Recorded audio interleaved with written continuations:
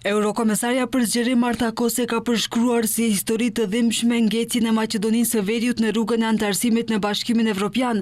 Në një intervistë për Radion Evropa e Lirë, ajo tha se rajoni si tërësi nuk qëndron mirë në aspektin e zhvillimit, ndërkaq theksoi se zgjerimi asnjëherë më shumë nuk ka qenë çështje gjeopolitike se sa tani, duke thënë se gjeopolitika ka pësuar ndryshime të mëdha dhe zgjerimi tani lidhet me pjesën e sigurisë dhe paqes.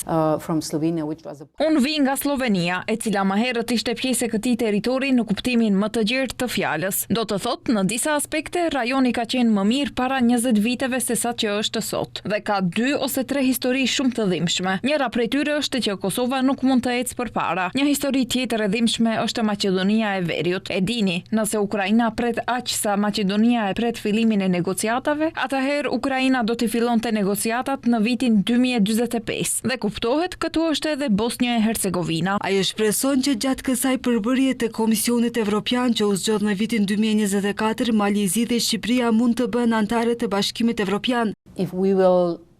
Do të ishte dështim nëse nuk pranojmë asnjë anëtare të re në BE gjatë Komisionit Evropian aktual, dhe jam e sigurt se mund ta bëjmë këtë. Do të mund ta bëjmë këtë me Malin e Zi. Të gjitha kapitujt janë hapur dhe për këtë i mbyllim që të mund ta përfundoj procesin në fund të vitit 2026 nga pikpamja teknike. Me Shqipërinë do të mund ta përfundojmë procesin nga pikpamja teknike deri në fund të vitit 2027. Pse them nga pikpamja teknike? Sepse bëhet fjalë për procedurë të negociatave, ndërsa vendet kandidate duhet të zbatojnë reforma. Por më pas u mbetet vendeve anëtare të vendosin nëse do të bëhen anëtare këto shtete ose jo. Kujtojmë se Maqedonia e Veriut mori statusin e vendit kandidat për anëtarësim në BE në vitin 2005, megjithatë që atëherë vendi është në pritje për shkak të bllokadave të ndryshme që ka pasur si pasojë kontesteve fqinjësore. Fillimisht rrugën e integrimit e bllokoi Greqia për shkak të kontestit me emrin. Pas ndryshimit të emrit tashmë disa vite rruga integruese është bllokuar nga Bullgaria, kësaj here për konteste të historisë.